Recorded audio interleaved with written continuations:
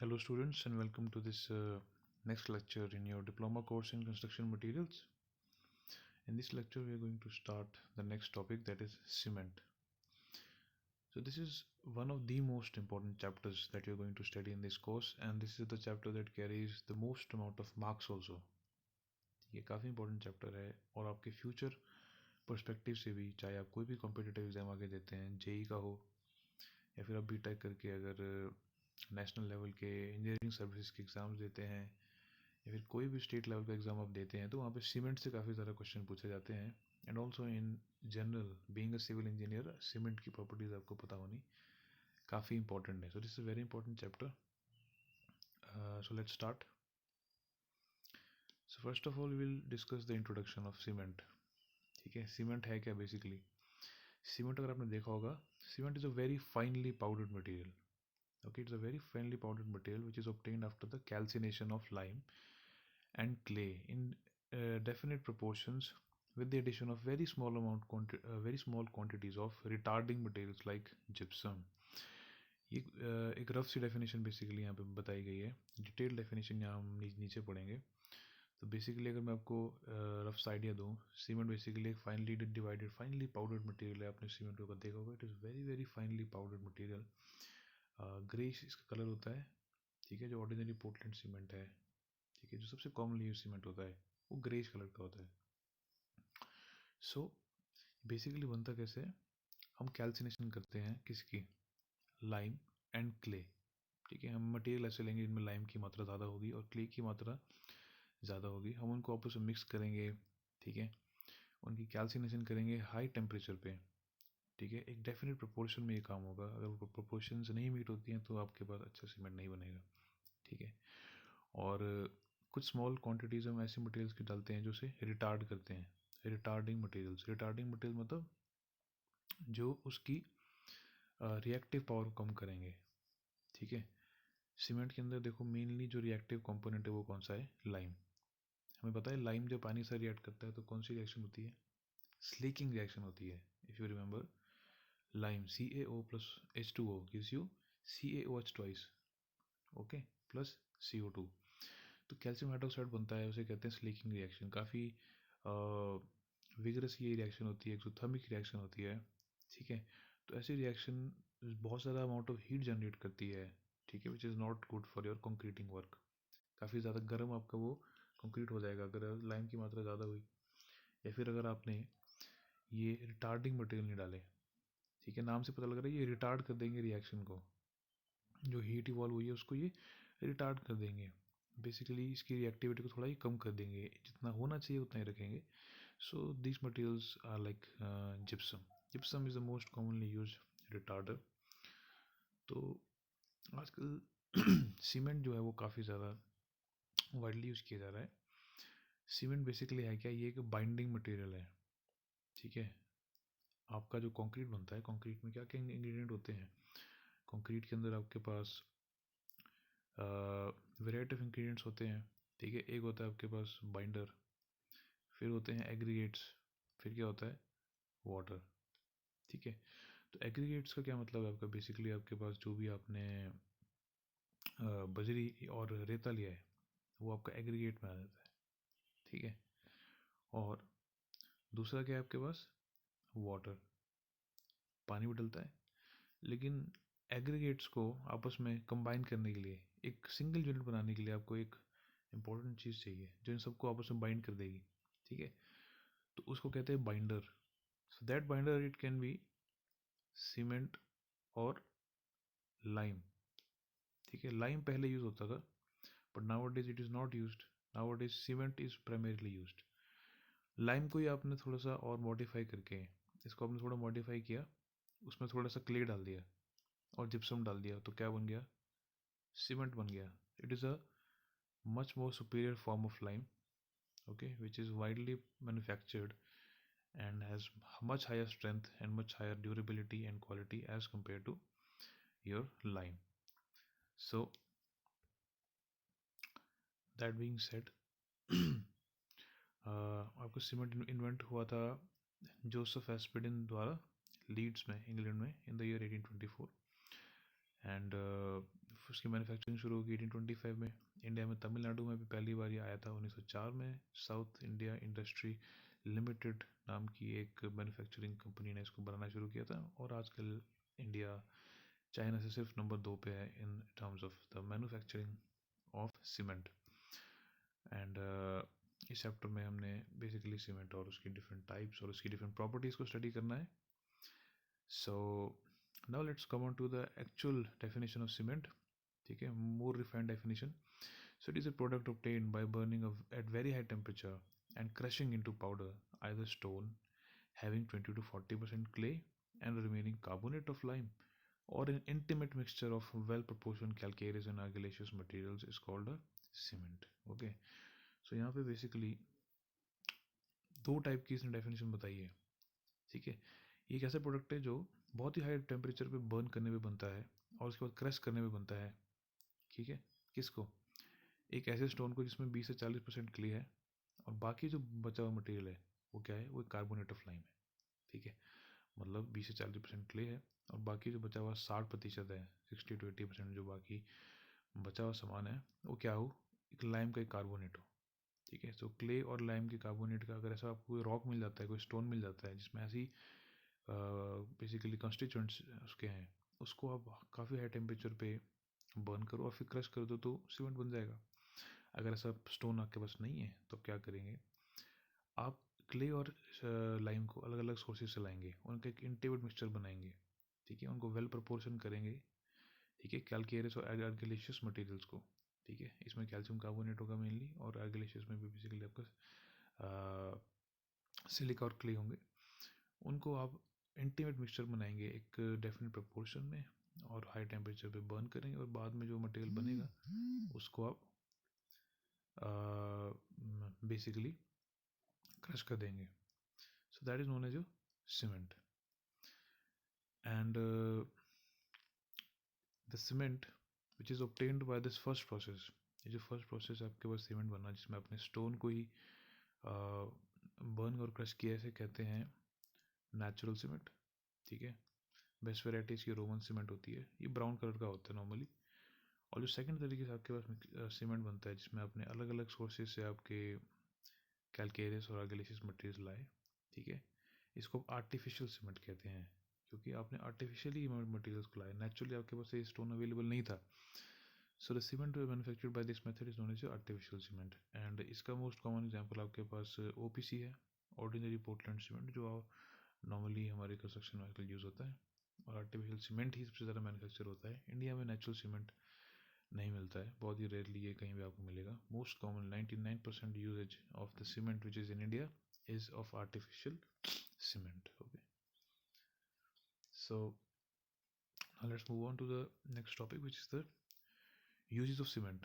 So as you can see and as you might already know, cement construction industry में use किया जाने वाला सबसे वाइडली यूज्ड बेसिकली इंग्रेडिएंट है. तो ये इसके बेसिकली यूजेस आपके पास दे रखे हैं. Cement mortars for masonry, plastering and painting etcetera. DPC में, डैम प्रूफिंग कोर्सेज में, रूफ्स में, पिलर्स में, लिंटल्स में, बीम्स में, स्टेयर्स में, सारे important heavy engineering structures like dams, tunnel, storage reservoirs, docks etcetera, roads में, वेल्स में, water tank, safety tanks. So you can see almost everywhere. ठीक है, जहाँ पे कंक्रीटिंग बेसिकली आप कर सकते हैं वहाँ पे सीमेंट का यूज़ है आपके पास.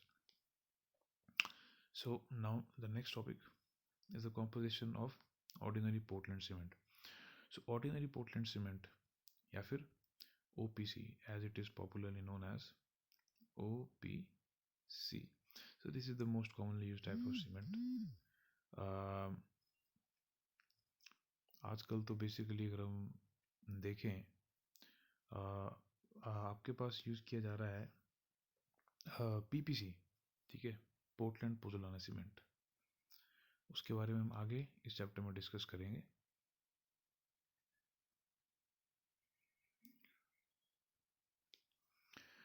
सो फॉर नाउ हम खाली डिस्कस करने वाले हैं कि ऑर्डिनरी पोर्टलैंड सीमेंट के क्या क्या बेसिक इंग्रेडिएंट्स हैं. जैसे हमने पीछे डिस्कस किया, आपके पास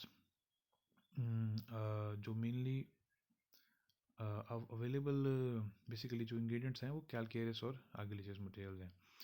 आर्टिफिशियल सीमेंट के लिए आप कैलकेरियस और आर्गिलेशियस मटेरियल्स को लाएंगे, उनका एक इंटीग्रेटेड मिक्सचर बनाएंगे अच्छी प्रोपोर्शन में, और उनको बर्न करके और ग्राइंड करके बेसिकली आप सीमेंट बनाते हैं। तो क्या क्या कैलकेरियस मटेरियल्स होते हैं आपके पास? कैलकेरियस मतलब कैल्शियम वाले materials, so which contain calcium carbonate और lime as a major constituent. ये हमने डिस्कस कर लिया है ब्रिक्स में भी। तो इसके क्या क्या एग्जांपल है? यू कैन सी लाइमस्टोन हो गया, मार्ल हो गया, चौक भी हो गया, और शेल भी हो गई। लाइमस्टोन आपको पता है। माल क्या है? माल भी बेसिकली एक लाइम रिच स्टोन है, जिसमें बेसिकली आपके पास दूसरे मटेरियल्स भी होते हैं लाइक क्ले और सिलिका। चौक आपको पता है, chalk is basically pure calcium carbonate, ठीक है।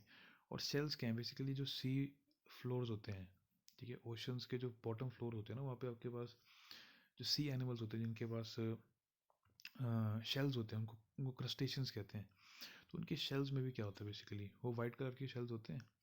सो those shells are also very very rich in calcium. तो उनको भी कई बार ऑब्टेन करके आप यूज़ कर लेते हैं as a source of lime और calcium carbonate. So these are the basically sources of calcareous materials. Now let's move on to the next composition, which is the argillaceous materials, and the materials which are obtained from which contain alumina as a basic constituent, alumina और clay। ये हम discuss कर चुके हैं BRICS में। Calcareous argillaceous materials वो material है जिनमें बेसिकली आपके पास क्ले या फिर एलुमिनियम की मात्रा ज़्यादा होती है। तो these materials will provide the required proportions of silica, clay and oxide of iron। Okay, lime मिल गया आपको कैलकेरियस मटेरियल से। जो बाकी कंपोनेंट्स आपके रिक्वायर्ड हैं वो है silica, clay and oxides of iron. These are responsible for giving the desired properties to your cement. So ये मटेरियल्स आपको सारे आपके आर्गिलेशियस मटेरियल से मिलते हैं, silica, clay, oxides of iron etcetera. Main component clay होगा, बट सिलिका और oxides of iron भी उसमें मौजूद होंगे, and some other minor constituents में आल्सो भी प्रेजेंट। सो इनके मेन सोर्सेज क्या हैं? शेल हो गया, लेटराइट हो गया। These are both clay rich rocks. Laterite soil भी होती है और लेटराइटिक रॉक्स भी होते हैं बेसिकली आपके पास। तो इनको आप ऑब्टेन करते हैं क्वेरीज से। क्वेरीज क्या है? वो जगह है जहाँ पे आपके रॉक्स मिलते हैं, ठीक है। वहाँ से आप इनको माइन आउट करेंगे और बेसिकली उनको ट्रांसपोर्ट करेंगे, कलेक्ट करेंगे और मिक्स कर देंगे सूटेबल प्रोपोर्शंस में, ठीक है। और फिर आपके पास सीमेंट बन जाएगा when you heat them at high temperature and you crush them. So these were the constituents of your OPC. Now let's move on to the chemical composition of Portland cement. This is a very important topic.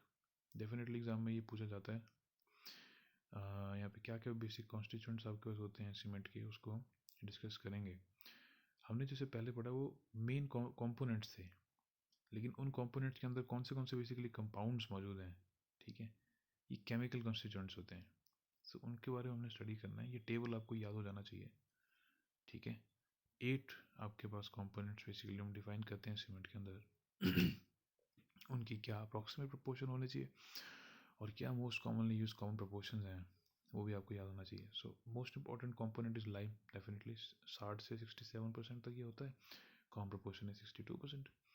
And silica again SiO2 17 to 25%, and 22% इसका common proportion है।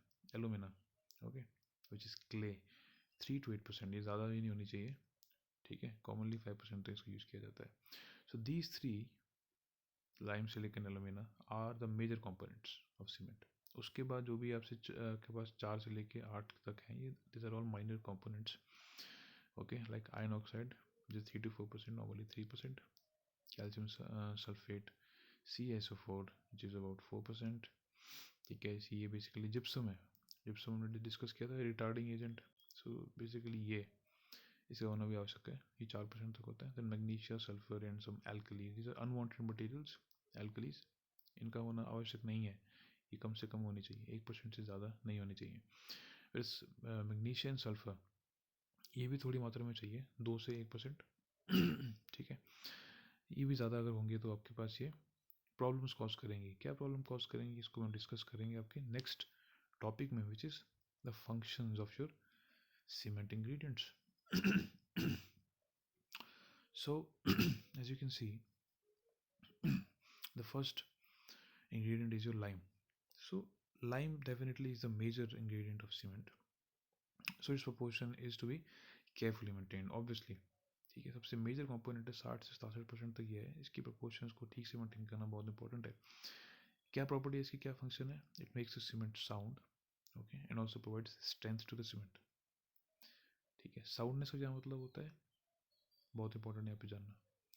अच्छा, soundness पे आने से पहले हम ये देख लेते हैं कि स्ट्रेंथ, ठीक है, काफ़ी इंपॉर्टेंट प्रॉपर्टी है। ठीक है, तो ये स्ट्रेंथ प्रोवाइड करने के लिए रिस्पॉन्सिबल है, इसीलिए इसका अच्छे से प्रोपोर्शन होना बहुत ज़रूरी है। रिमेंबर, सीमेंट में स्ट्रेंथ के लिए रिस्पॉन्सिबल मेनली दो ही कंपोनेंट्स हैं, एक लाइम और एक सिलिका। अगर ये सही प्रोपोर्शन में आपके पास हैं तो आपको अच्छी स्ट्रेंथ मिलने वाली है। ठीक है, लेकिन लाइम स्ट्रेंथ के साथ साथ आपको एक एडिशनल प्रॉपर्टी और दे रहा है जिसे आप क्या कहते हैं, साउंडनेस। ठीक है, इसके बारे में हम आगे पढ़ेंगे। रिमेंबर दिस, साउंडनेस क्या है? साउंडनेस वो प्रॉपर्टी है किसी भी मटेरियल की, ठीक है, ब्रिक में पढ़ी थी, वहाँ पे कोई डिफरेंट मीनिंग था। ब्रिक में जो पढ़ा था अपने साउंडनेस, उसका क्या मीनिंग था कि अगर आप दो ब्रिक्स को आपस में स्ट्राइक करेंगे तो आपके पास एक रिंगिंग साउंड आनी चाहिए, मेटालिक साउंड। ठीक है, that is a different type of soundness. Cement में साउंडनेस का मतलब होता है कि आपके पास जो सीमेंट है, ठीक है, वो over the period of time अपनी वॉल्यूम चेंज नहीं करेगा। ठीक है, क्या मतलब है इसका?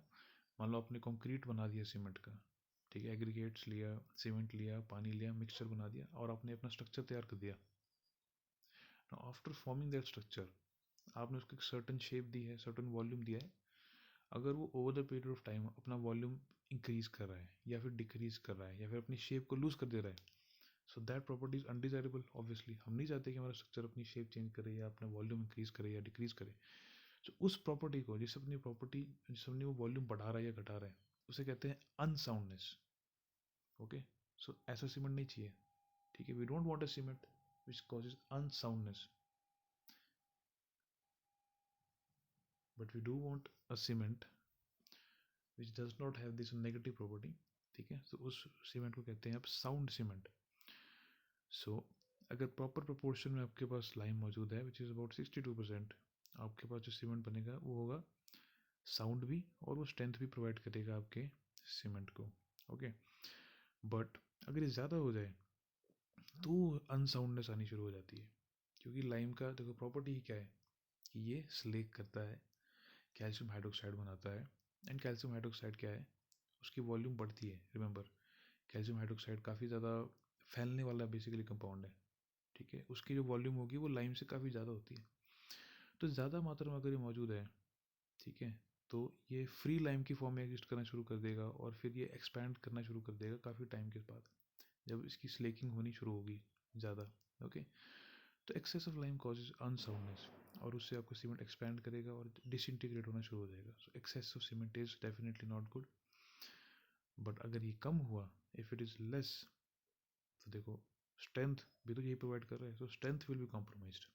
ओके, स्ट्रेंथ कॉम्प्रोमाइज़ हो जाएगी और साथ ही साथ जल्दी भी सेट होना शुरू हो जाएगा।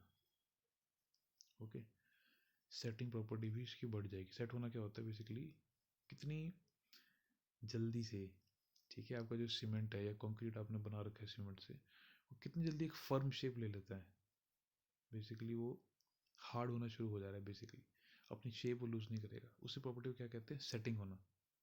Setting is that property of cement by which it can absorb some amount of pressure on its surface. आप प्रेशर अप्लाई करोगे तो वो दबेगा नहीं या फिर अपनी शेप से वो हिलेगा नहीं।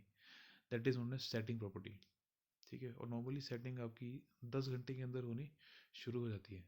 ठीक है, 10 घंटे तक आपकी फाइनल सेटिंग हो जाती है, 30 मिनट में आपकी इनिशियल सेटिंग हो जाती है। सारे कॉन्सेप्ट हम बाद में दोबारा से पढ़ेंगे। तो ये सेटिंग बेसिकली जल्दी हो जाएगी अगर आपका लाइम कम है। ठीक है, so this is also an important property that you have to remember. So now let's move on to the next component which is silica.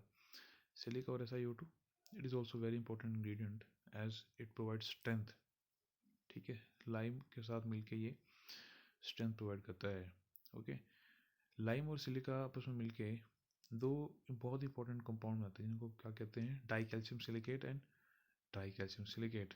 Okay, इन्हें कहते हैं बोक्स कंपाउंड्स। इनके बारे में हम आगे डिस्कस करेंगे। तो ये दो जो कंपोनेंट्स आपके पास हैं, these are responsible for your जैसे स्ट्रेंथ। इनको शॉर्ट में C2S और C3S कहा जाता है। If you can see, dicalcium and tricalcium silicates. So dicalcium silicate को C2S कह देते हैं और ट्राई कैल्शियम सिलिकेट को C3S कह देते हैं। Both of these compounds are formed when lime and silica react with each other.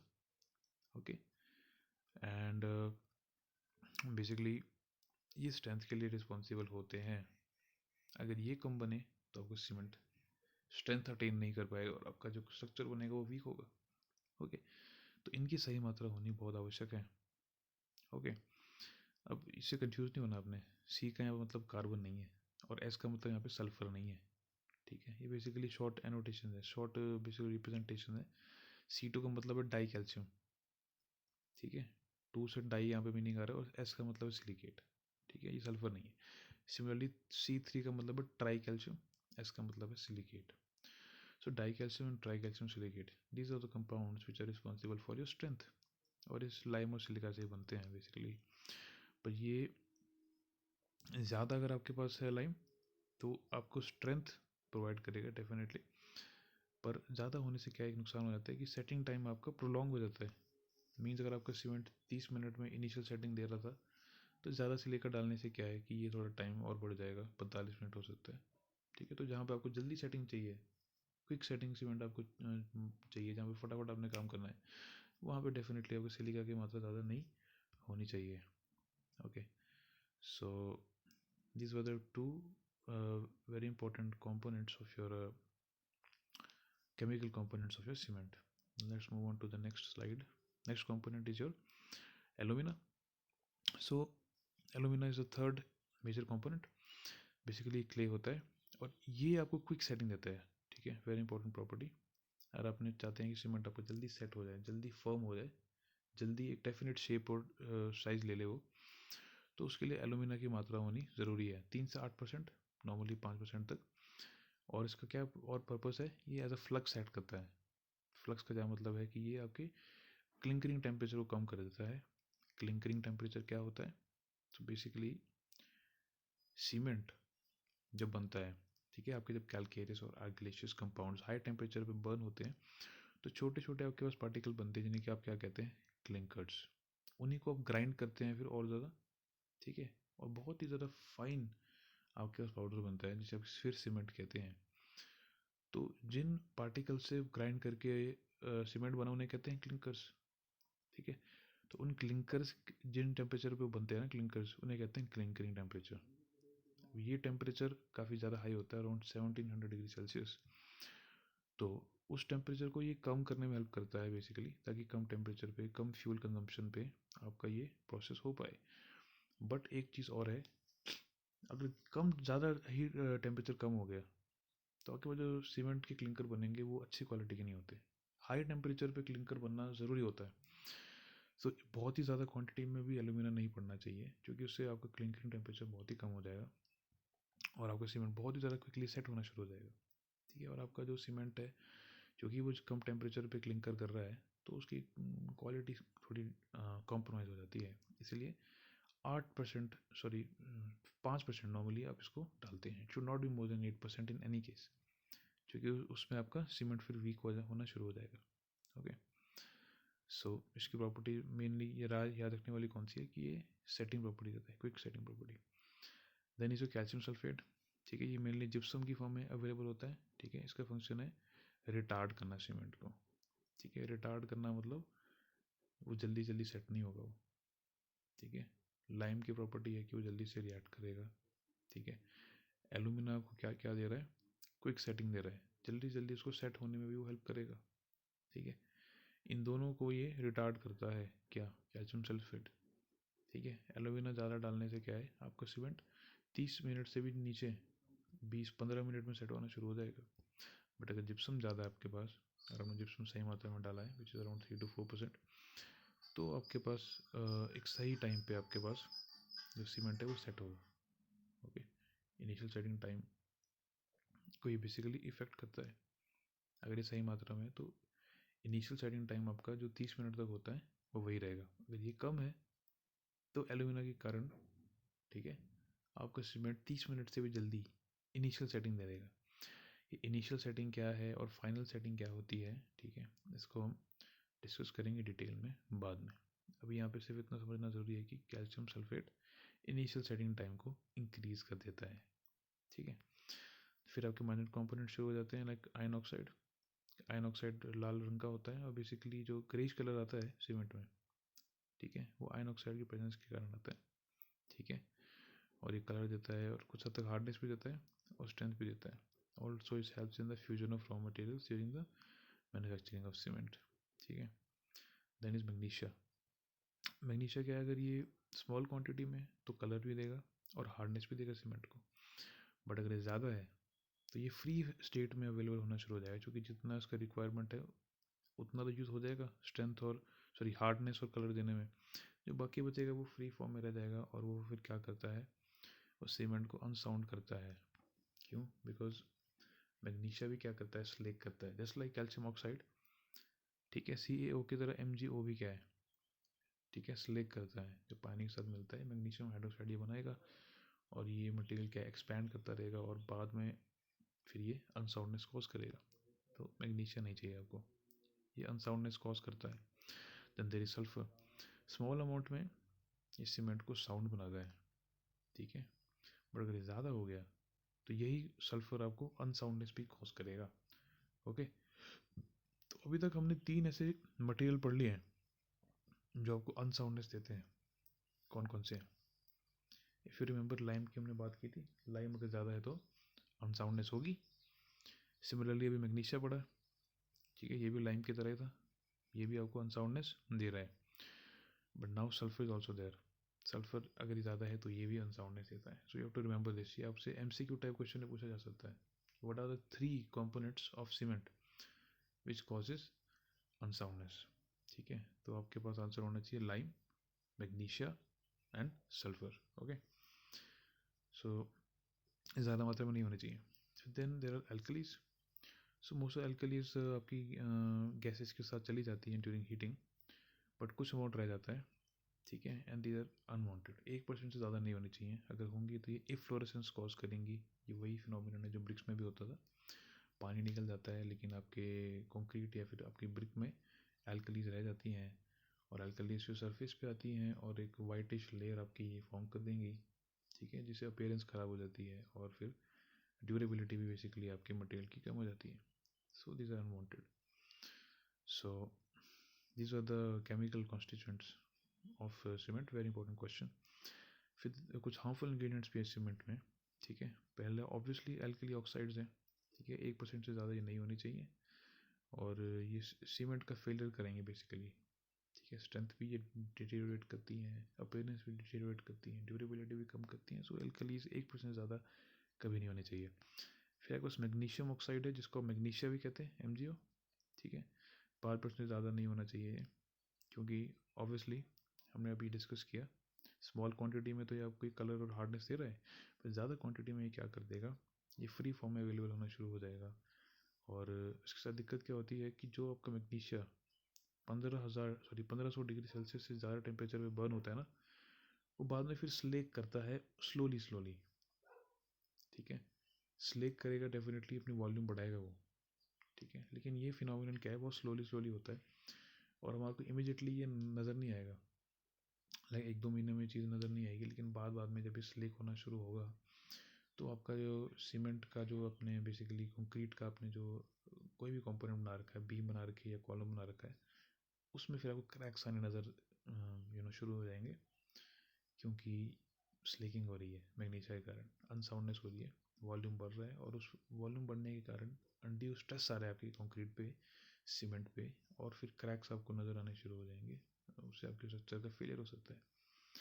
So these are unwanted materials that should not be present. So इस lecture में इतना material sufficient है. I will see you in the next lecture. Thank you.